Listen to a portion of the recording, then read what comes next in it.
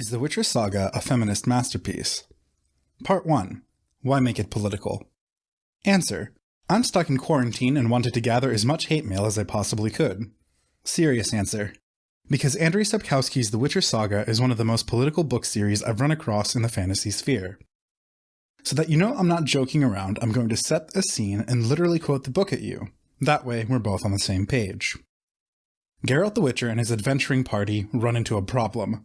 Milva, the group's ranger, is pregnant. She wants to terminate the pregnancy. I think we can all agree centering a plot point around terminating a pregnancy is invoking politics in your fiction, right? Right. Here's how it plays out. The party's doctor, called Regis, has the supplies and the know-how. He pulls the men of the party aside to ask them whether he should give Milva the potion she desires. Page 159 of Baptism of Fire. Spoilers? I'm quoting the books at you in 3, 2, 1. In Nilfgaard, Cahir said, blushing and lowering his head, such matters are determined solely by the woman. Nobody has the right to influence her decision. Regis said that Milva is determined to take the medicine. Therefore, I think of this fact as accomplished. Dandelion, who is from the northern kingdoms and not Nilfgaard, chimes in with, it is obvious that only a woman could make such a decision. It is their inherent right. Two characters from opposite sides of the Witcher's world both express her body, her choice. Sapkowski's world building literally sets up a planet where this is the universal standard. To hammer the point home even further, this is what Geralt has to say. Shut up, damn it! Because I will not vouch for myself. Regis, I get the feeling you are conducting a poll between us. Why? You're the doctor. The measure she asks for? Yes, measure, because I don't think the term medicine is suitable here. Only you can prepare the measure and give it to her. And you will do so when asked. Do not refuse. Not only does Geralt say that it's the woman's choice, he also condemns Regis for asking a bunch of men what they think about it. Further, he supports Milva making this choice electively. Milva isn't in mortal danger, and there's nothing wrong with the fetus. It's not a medical issue, it's a choice Milva is making. And Geralt is still in support. Not only is Geralt a hunk, he also drinks his daily dose of respect women juice. What a guy. Milva is also never condemned for getting pregnant in the first place. She confesses to Geralt that her pregnancy was an accident, and the text never slut-shames her. Let me explain. Milva is a human woman who helped oppressed, non-human revolutionaries cross contested borders to help advance their cause. Before meeting Geralt, one of her missions went awry. With soldiers hot on their tail, Milva and the elves she was escorting made camp for the last time. Resigned to being caught and hung the next day, Milva decided to have a one-night stand with an elf who she'd never met before that day, in an attempt at a last moment of happiness and personal connection. The text treats her choice as human, understandable, even beautiful. Milva's pregnancy was an accident, not a mistake. She played her cards out as best as she knew at the time. And when she reverses course and ultimately decides to carry to term, the rest of the party keeps their mouths shut about it. Even though it would be difficult and inconvenient for the men to slow their pace due to Milva's pregnancy, or to leave her behind, they understand it is not their place to comment, much less force her hand. So, to sum up, the text directly speaks on abortion and explicitly states that 1. It's the woman's choice. 2. There doesn't need to be a medical reason. Pregnancy is complicated enough on its own without needing extenuating circumstances to weigh in. 3. Pregnancy is not a punishment for a woman's misbehavior. 4. A woman is entitled to change her mind at any point of the process. With that in mind, I'm happy to say that our golden god of gaming, Geralt of Rivia, comes from a hella political text with a nice and proper feminist perspective on the issue of choice. Even more notably, Baptism of Fire was published in 1996, right after Poland had turned conservative as it gets and passed legislation to restrict women's access to abortion. So the text was taking a definitive political stance against the contemporary status quo. The only complaint I could have with the text is that it always frames the discussion of pregnancy as women's rights, and does not mention that there are people out there with wombs who don't identify as women. Trans and non-binary identities are valid, but unfortunately, the text is trapped in its time, when such discussions were invisible to the public eye. Part 2. Is there more feminism then? Yup, hence the remainder of the video. Sapkowski is a crotchety writer. In interviews, he insists that his books do not contain feminist ideals, condemns writers who insert their personal politics into their books, and says that philosophy doesn't belong in fiction at all. He says, "For me, politics are disgusting. In my opinion, politics are like asses. We all have them, but why show them?" People may link me this interview of his as an attempt to prove with facts and logic that there's no politics in these books at all. But, like I just quoted, these books explicitly take a stand on one of the most divisive political issues in the modern world. The author is either dead or trolling. Politics are in here, and I'm going to keep chatting about them. With that in mind, let's talk about the overarching plot of the entire series. In my first draft, this section of the video was darn near 3,000 words. I've made the decision to abridge it harshly to avoid spoilers. I think I've managed to trim down to the point where I'm not ruining anything in these books for you. Apologies if that leaves details vague or confusing. Comment below if you feel this section could have been expanded or clarified, or whether you felt the brevity was needed to stop from ruining the reading experience. Part 2A, Family Planning. Despite the series being named after Geralt's profession, I'd argue the story is more about Ciri, his adoptive daughter. The books revolve around Geralt trying to build a found family, and every bad guy in the world trying to marry Ciri and get her pregnant. Let me explain. Geralt is infertile, and often laments that fact. In the short stories published via magazine, all written and chronologically set before the main series, Geralt does a neat little thing to still manage to form a family. He uses genie magic to tie his fate to a sorceress called Yennefer, his on-again, off-again lover, who also can't have children. Geralt and Yen lost their ability to bear children naturally due to the harsh training and magic nature of their upbringing, unable to fully understand and consent to the damage their apprenticeships will cause their bodies. Both express regrets about the issue and carry trauma from the knowledge. In the short story, The Bounds of Reason, Geralt admits that he sees himself as inhuman, because nature hates mutants like him and won't let them sire children. Yen admits that she only joined the monster hunt that the short story revolves around because she needs the money for an experimental procedure that might restore her ability to bear a child. At the end of the hunt, Yen and Geralt make the decision to part ways peaceably with the monster in respect to the newborn it is protecting. They won't kill the baby or its mythical adoptive parent. The monster returns the favor by giving them some advice. The following conversation ensues between the three of them, though I've edited the monster's species and name to avoid spoilers. The monster gestures at the newborn. Here is my goal, my purpose. Thanks to him, I shall prove, Geralt, that there is no limit to what's possible. You too one day will discover such a purpose switcher. Even those who are different deserve to live. Goodbye, Geralt. Goodbye, Yennefer. The sorceress curtsied once again, steadying herself firmly on Geralt's shoulder. The monster stood up and looked at her, his face very serious. Excuse my boldness, and my frankness, Yennefer. It's written on your faces. I don't even need to read your thoughts. You were made for each other, you and the Witcher, but nothing will come of it. Nothing. I'm sorry. I know. Yennefer turned a little pale. I know, monster, but I too would like to believe that there is no limit to what's possible, or at least that this limit is very distant. And that bit of writing foreshadows their fate. Against the bounds of reason and the limits of what's possible, Yen and Geralt try to form a happy family. In the short story The Last Wish, Geralt is granted a fate-bound and adoptive fathership to Ciri. The rest of the book series revolves around this unit of three being separated by force and trying to reconnect with one another. Imperialist war, climate change, racial tension, monsters, conspiracies, witchcraft, interdimensional elves, bounty hunters, unicorns, time travels, bandits, and complicated feelings get in the way. That's the plot. The whole series is about Yen and Geralt learning to handle an adult relationship with each other and rescuing Ciri from the grasp of danger. Part 2B, Rescuing Ciri. Geralt and Yen are bad at their jobs, and for the most part, Ciri keeps saving herself. Personally, I'm of the belief that subverting the whole fantasy narrative by making the endangered princess rescue herself is already a feminist statement on its own. The fact that super edgy, ultra-sexy action dad, whom the series is titled after, spends most of the books lost in the woods, not sure of how to begin saving Ciri, adds to that. Not that Geralt's chapters are all in vain, boring, or irrelevant to the plot. Sapkowski actually juggles the multiple character perspectives with an expert hand. The plot is the #1 reason to recommend the series. It's a never-ending wild ride. Still, I think it's important to note that, title aside, this series is about Ciri. and her developing her physical and magical prowess to emancipate herself. The easiest way to explain that is to dive into part 3 of this video. Part 3 of this video. All the villains are against reproductive autonomy. There's a lot of bad people in the Witcher series, but 4 people I'd list as primary antagonists.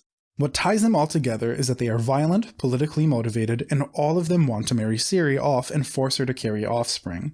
Thanks to the plot MacGuffins and prophecy, everyone believes that Ciri is the Uberfrau and that her son will be the Uberdubermensch, who will either save the world or rule the world. Because of that, each of the 4 primary villains does their best, and gets thousands of people killed, trying to gain control of Ciri's reproductive autonomy. I'm going to summarize them very briefly, again to avoid any spoilers and keep this video from being an hour long.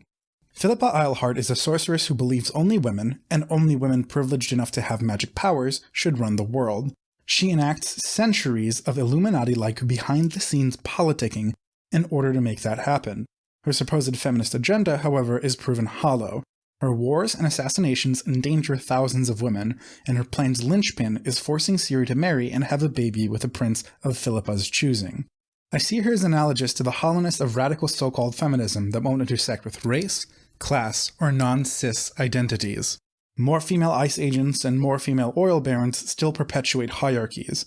Philippa's villainy lies in her insistence to empower herself and her magical sisters, but ignoring the suffering of women not aligned with her goals, or women who'd be hurt incidentally along the way. The next villain is Avalach. This guy's an elf, deathly scared that his people are on the verge of suffering a genocide, and that the climate of the multiverse is about to collapse into a brutal ice age. He wants to marry Ciri off to the Prince of Elves, believing her son would save elves, and only elves, from the apocalyptic snow. Once again, we see the text's insistence that ends do not justify means. No goal, no coalition, and no revolution can truly be good if it tramples over the rights of others. Avalach could have been a hero, but his insistence to control Ciri's womb, and the womb of every elven woman in his kingdom, turns him into an antagonist and villain. All the goodwill and sympathy his cause might have garnered is soured by his sexist behavior, and the text condemns and damns him. Emhyr von Emrys is an imperialist, sexist, conniving, and murderous conqueror. He's the Emperor of Nilfgaard, and his modus operandi is to inflame racial tension in neighboring kingdoms, arm rebels and separatists, and then invade and kill both sides once they are depleted. He's got a serious CIA vibe, basically operates on their handbook. Show up, cause chaos, kill thousands, seize more power, land, and capital. Emhyr's war leads to most of the complications in the plot. He wants to marry Ciri to take over her kingdom, and intends to sire a son with her so that their child can rule the world. I won't dive any deeper into his disgusting goals, however, to avoid some of the most massive spoilers of the series. Vilgefortz is last, and not least. He's a mad scientist, an evil wizard, and a swole son of a bitch, capable of keeping up and trouncing even Geralt in hand-to-hand combat. He's the man behind Emhyr's throne, and intends to steal Ciri's destiny to himself. Because he's even grosser than his boss, he hatches one of the most evil plans I've come across in fantasy fiction. His goal is twofold. He wants to transfuse Ciri's magic blood into his own veins to start with. If you're not a gore person, I recommend shutting your ears for a couple seconds in 3, 2, 1. His second goal is to use any fetus Ciri carries to create stem cells he'd graft onto himself magically. So essentially, he becomes the most important person in the multiverse himself. Part 3a. So what does that tell us? Plenty of fantasy includes sexual assault and gendered violence as a cheap way to escalate threat. The Witcher Saga, to me, stands out as different. Here, all of the politics, all of the warfare, all of the plot revolves centrally around taking away Ciri's reproductive autonomy. The book is saying loud and clear, women get to choose. Only bad people with political and violent motives impede women's choice. With that in mind, allow me to be the bearer of bad news. This being the center of the plot, the threat of sexual violence is a frequent component in the narrative. It's an almost ever-present threat, and a lot of women, not just Ciri, end up facing gendered violence in this series. If this is a subject you understandably are not comfortable with, I'd recommend that you watch this video and leave the rest of Witcher media behind. Especially since I have to admit, whether by fault of Sapkowski or the translation, I wouldn't say that the text handles the topic with grace 100% of the time. I don't think this series gets exploitative or gross, but it gets blunt, messy. I like these books. Heck, I'd say I'd love them even. But they are imperfect. Part 4. A minor but important feminist element. There are other things that make the series stand out in its representation of women. It contains a plurality of women characters, each with different strengths, flaws, interests, skills, hobbies, philosophies, personalities. There's no tokenism here. Women fulfill just as many and just as varied roles as the men of the series do. I'm genuinely impressed with it. Fantasy tends to have an issue here. There's 2 or 3 women at best, one romantic interest, one homewrecker trying to ruin the romance, one evil ugly witch trying to fuck it all up for both. We've gotten better about this recently as a genre, but I think a lot of the 90s pulp era really falls right into this ditch. The Witcher Saga clears this hurdle with ease. Even among women of the same role, there's diversity in behavior. Take the Queens of the Witcher Saga, for example. We meet strong warriors, faithful matrons, incompetent horn dogs, and elegant stateswomen. The sorceresses, meanwhile, have a variety of different powers, perspectives, goals, loyalties, nationalities. Part 5. Where it all falls apart. As the name of this section implies, however, I wouldn't call The Witcher Saga a feminist masterpiece. When it comes to respecting women, there's 2 places where the text drops the ball right off the side of a cliff. Part 5a. Male gaze. Male gaze refers to how a text frames or describes the women it contains. For example, in a film, does the camera crawl across the actress's body, always lingering on her anatomy in an attempt to titillate the viewer, especially in scenes when it's not all that relevant to the imagery, the plot, or the metaphor? Does the prose in a book constantly talk about women's bodies in obsessive detail? Those would be male gaze. A great example of male gaze is Stephen King's It. In this novel, Beverly Marsh's character is supposed to center around her sexuality and her sexual liberation. There is almost an excuse for how frequently the prose hangs on her physical description. Theoretically, most of the male points of view in this book are all romantically interested in her. However, Stephen King still does the same for other women in the story, for whom sexuality isn't a central theme, just constantly describes their breasts and talks about how they can feel their anxiety in their nipples.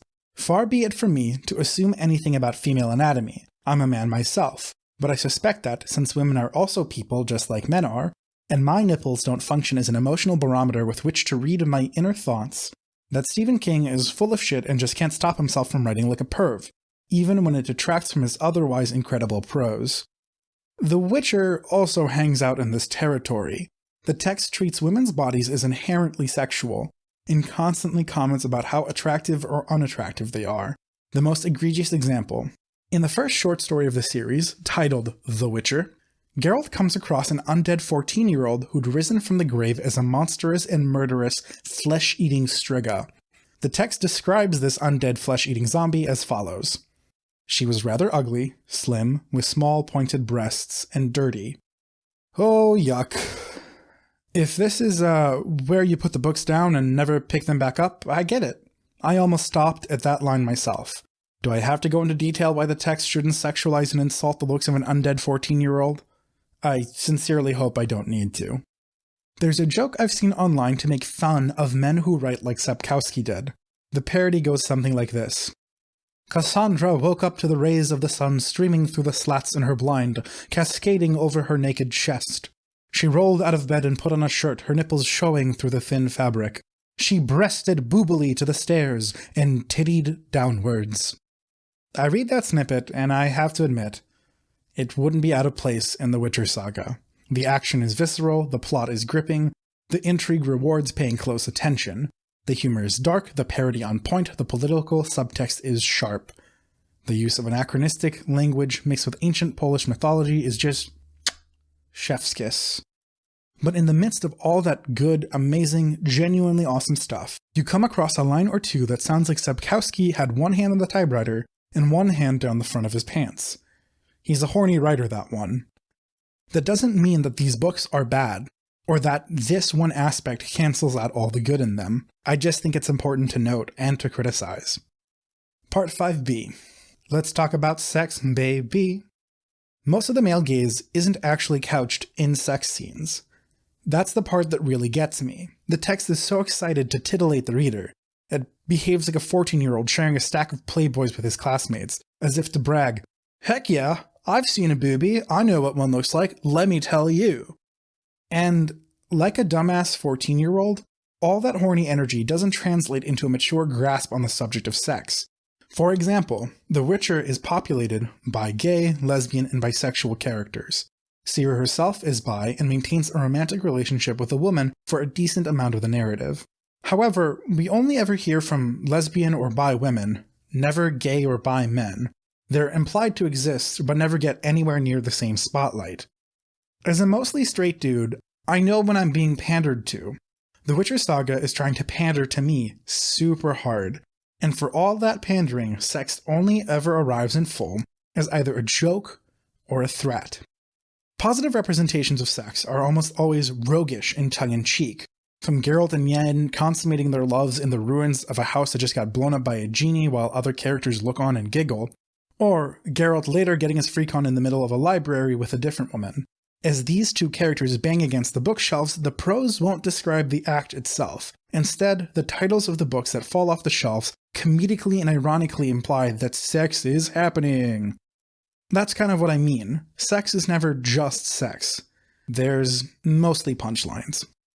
When sex is used as a threat, proper seriousness is given to the topic. Thankfully, the horniness never comes through in the instances where any character is under threat of violence.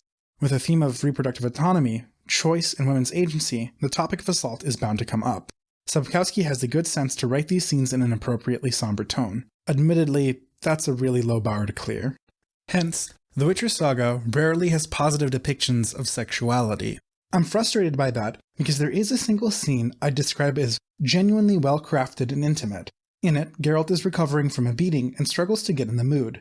Instead of making jokes at his expense, Yennefer simply uses magic to help Geralt overcome his dysfunction, and the two proceed. It would have been easy for the text, or for myself as the critic, to make a joke about Geralt, to emasculate and degrade him, reaching for an easy audience reaction.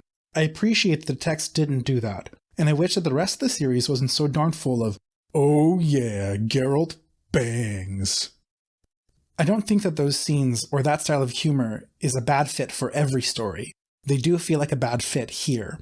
And that means, with the exception of the scene I just described, and of Milva's one-night stand that I talked about in part 1, most talk of sex is immature or ominous. And I think that's a shame. Part 6. A final verdict. In totality, it is difficult for me to recommend The Witcher Saga without a handful of warnings. The books align strongly with my lefty ideology. They are pro-choice, anti-imperialist, discuss the importance of racial equality and class consciousness. They touch on climate change. They condemn the military-industrial complex. And beyond simply agreeing with my views, the prose is often really, really strong. Like I gushed about earlier, Sapkowski handles a large cast, a variety of viewpoints, and a complex plot masterfully. These books are fun. They're exciting and dark and awesome and hella stylish. I love them. But I love them the same way I like HBO shows. God help me if my mom came in the room during the sex scenes. When you add the fact that this book series needs a massive trigger warning for gore and sexual violence, I'm left in a pretty precarious position. The Witcher Saga takes a clear stand on abortion, includes a non-token multitude of female characters, and centers its entire plot on the importance of reproductive autonomy for men and women. Hence, in an act of supreme contradiction, it's the most feminist piece of fantasy literature I've read personally, written by a cis man, and ultimately the one I'm least likely to recommend to my actual women friends. And that isn't to say that there is something wrong with being a woman who likes The Witcher, much less a man who likes The Witcher Saga. I just think that the issues of male gaze and immaturity in regards to sex tend to be frustrating, especially for women who tend to be the target of male gaze the most often. I love these books, and honestly, don't know how to address this contradiction. That's why I wanted to get the ball rolling on this discussion. If anything I've said resonates with you, I'd love for you to comment your thoughts below.